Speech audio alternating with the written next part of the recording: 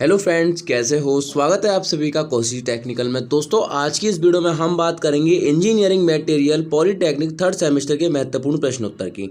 जो छात्र इतना टेंशन ले लेते सर हमारी जो है बिल्कुल पढ़ाई तैयार नहीं है, बिल्कुल हमने कुछ नहीं पढ़ा है, तो आप सभी लोगों को मैं एक टॉप 15 क्वेश्चन बता रहा हूँ। ये आपने कवर कर लिए, 5-5 नंबर के क्वेश्चन है, आप पास हो जाओगे सेमेस्टर में, आपकी बैग बिल्कुल नहीं लग सकती।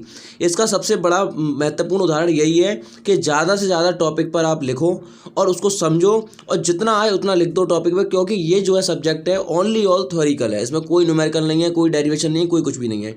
तो सारे इंपॉर्टेंट क्वेश्चन अभी मैं आपको प्रोवाइड करा रहा हूँ, ध्यान से पढ़ लीजिएगा, सभी आप जो है पास हो जाओगे। ठीक है ना। चलिए मैं आपको क्वेश्चन दिखाता हूँ एक एक। तो ध्यान से देखना, एक एक क्वेश्चन कराऊंगा, सारे जो है इंपॉर्टेंट है। ठीक है ना। ध्यान से कवर कर लीजिएगा सभी क्वेश्चन उनको। ठीक है ना। चलिए, तो दोस्तों यहाँ पर आप देख पा रहे हैं इंजीनियरिंग मटेरियल बहुत ही महत्वपूर्ण प्रश्न उत्तर। जिन छात्रों ने कुछ भी नहीं पढ़ा है वो केवल इतने प्रश्न पढ़ लें, वो पास हो जाओगे पक्का, मैं गारंटी लेता हूँ। क्योंकि इसमें क्या है, 5-5 नंबर के प्रश्न आते हैं directly proportional to. Direct 5 number का आता है, और वो जो है डायरेक्ट इतना इंपॉर्टेंट होता है ना। तो इसमें इतना सिंपल होता है, ना तो इसमें डेरिवेशन होता, ना इसमें न्यूमेरिकल होता, ना कुछ होता, केवल आपको थ्योरी लिखना है। ठीक है ना। तो सभी छात्र पास हो जाओगे।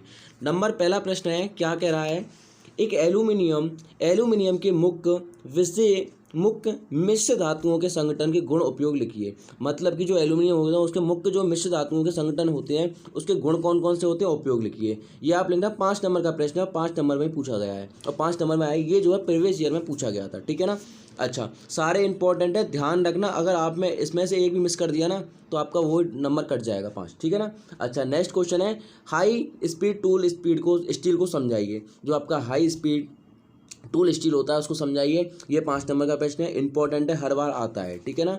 नेक्स्ट देखते हैं, नेक्स्ट क्या बोल रहा है। नेक्स्ट बोल रहा है क्वेश्चन नंबर 3, स्टील कथा के कितने प्रकार का होता है, विस्तार पूर्वक वर्णन कीजिए। जो आपका स्टील कथा होता है ये कितने प्रकार का होता है, विस्तार पूर्वक वर्णन कीजिए। देखो दोस्तों, इसमें 2-3 इंपॉर्टेंट चैप्टर हैं। एक तो आपका स्टील वाला हो गया, एक आपका एलो करके है, स्टील का एलो करके दूसरा चैप्टर जो है, क्रिस्टल वाला है, और आपका प्लास्टिक वाला है। प्लास्टिक वाला हर बार 10 नंबर का क्वेश्चन आते हैं, 2 क्वेश्चन आते हैं। ठीक है ना। बहुत इंपॉर्टेंट है ये वाला भी। ठीक है, नेक्स्ट चलते हैं। नेक्स्ट आपका है, यहाँ पर आप देख पा रहे हैं प्लास्टिक क्या है, मैंने आपको पहले ही बोला था प्लास्टिक क्या है, व्हाट इज प्लास्टिक। ये डायरेक्ट 5 नंबर का प्रश्न आता है, और पहली बार आया गया था। या प्लास्टिक के एक 2 प्रकार की प्लास्टिक भी पूछा जा सकता है, थर्मोप्लास्टिक और जो है थर्मोसेट प्लास्टिक। ये 2 प्रकार की प्लास्टिक होती है, इन दोनों को याद कर लेना। 5 नंबर में ये भी पूछा जाता है। ठीक है ना। ये डाउट क्लियर हुआ, आगे चलते हैं। ये आपके इंपॉर्टेंट क्वेश्चन है, सभी जो है तैयार कर लीजिए। मैंने खुद देखा है, प्रीवियस 10 साल के क्वेश्चन आंसर छांटे हैं, उसमें जो इंपॉर्टेंट है वही यहाँ पर लिखे हैं। ठीक है, फालतू कोई प्रश्न नहीं लिखा है मैंने यहाँ पे। नेक्स्ट चलते हैं।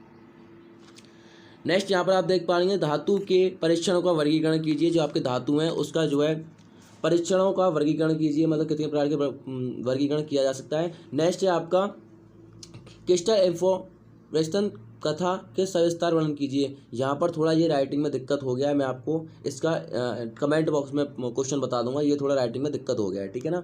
तो ये कुछ समझ में नहीं आ रहा है। ठीक है, कोई नहीं, ये प्रश्न छोड़ देना आप लोग। नेक्स्ट देखते हैं, define the mechanical properties of material. मतलब कि यहाँ पर देखो, डिफाइन मतलब वर्णन करना है, मैकेनिकल प्रॉपर्टीज ऑफ जो मेटल की प्रॉपर्टी होती है मैकेनिकल, उनका वर्णन करना है। ठीक है ना, उनको समझाना है, विस्तारपूर्वक समझाना है। ये आप पढ़ो। देखो, छोटे छोटे प्रश्न आप एक बार पढ़ोगे, थ्योरिकल सब्जेक्ट है, सब पास हो जाओगे। ना तो इसमें दिमाग लगाना जो है डेरिवेशन का, ना जो दिमाग लगाना आपका न्यूमेरिकल का। नेक्स्ट चलते हैं। नेक्स्ट है आपका क्वेश्चन नंबर 8। क्वेश्चन नंबर 8 क्या कह रहा है, क्वेश्चन नंबर 8 कह रहा है, डाई रेफ्रैक्टरी मटेरियल को समझाइए, टूल एवं स्टील में अंतर लिखिए। टूल है ये, ठीक है ना, एल लगा लेना यहाँ पर। ऐसा होता है जब भी पीडीएफ बनती है तो इसमें कुछ दिक्कत हो जाती है, जो है जल्दबाजी में हम ध्यान नहीं दे पाते हैं। ठीक है ना। तो वो आप थोड़ी थोड़ी गलतियाँ आप चेक कर लिया करो। ठीक है ना। अच्छा, यहाँ पर देखो, डाई रेफ्रैक्टिव मटेरियल को समझाइए एवं टूल एवं स्टील में अंतर लिखिए। ये 2 प्रश्न है एक में। ये 3 नंबर का अगर आप इसको बता दोगे 3 नंबर का, ये 2 नंबर का है। ठीक है ना। इस तरीके से आपके 5 नंबर, सारे प्रश्न आपके 5 नंबर के, कोई भी छोटा प्रश्न नहीं है। टूल एवं स्टील का अंतर जरूर कर लेना, ये डायरेक्ट 5 नंबर का कभी कभार पूछा जा सकता है। नंबरों का डिफाइन जब करते हैं, जब पेपर छोटा होता है तो ज़्यादा नंबर के क्वेश्चन कर देते हैं, जब पेपर बड़ा होता है तो छोटे छोटे नंबर के क्वेश्चन।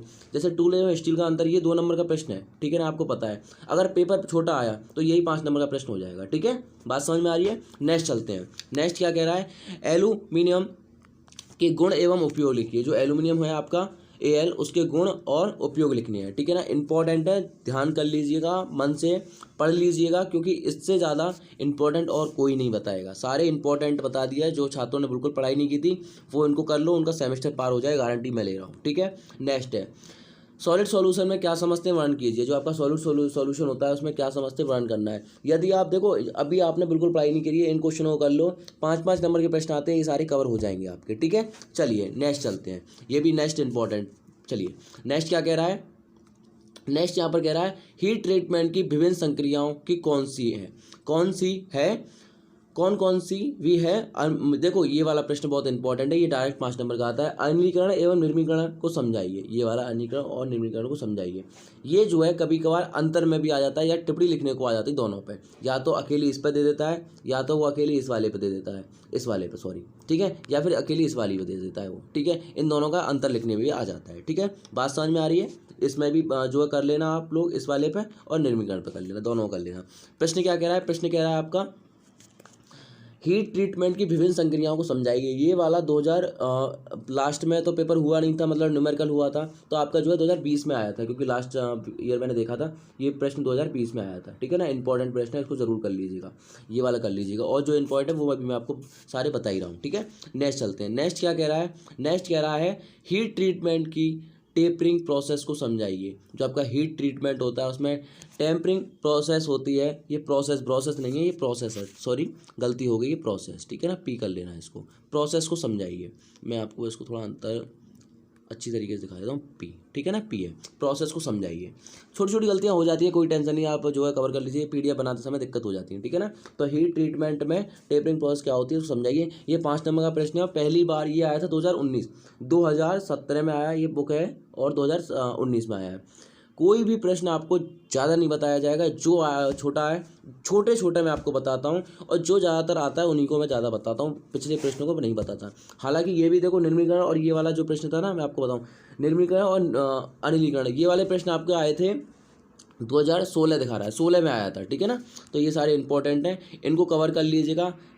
पेपर देने जाइएगा, ध्यान से लिखिएगा, अच्छी तरीके से लिखोगे तो आपको पूरे नंबर मिलेंगे। हाँ, एक प्रश्न मैं यहाँ पर ऐड करना भूल गया हूँ, वो प्रश्न मैं आपको बता देता हूँ, आप ऐसे ही कर लीजिएगा। प्लास्टिक बहुत इंपॉर्टेंट है, प्लास्टिक वाला कर लेना, ये प्लास्टिक वाला बहुत इंपॉर्टेंट है, ठीक है ना। प्लास्टिक वाला कर लोगे तो बहुत इंपॉर्टेंट है, और ये डायरेक्ट 5 नंबर के आते हैं। देखो प्लास्टिक 2 तरह की होती है, प्लास्टिक, ठीक है ना।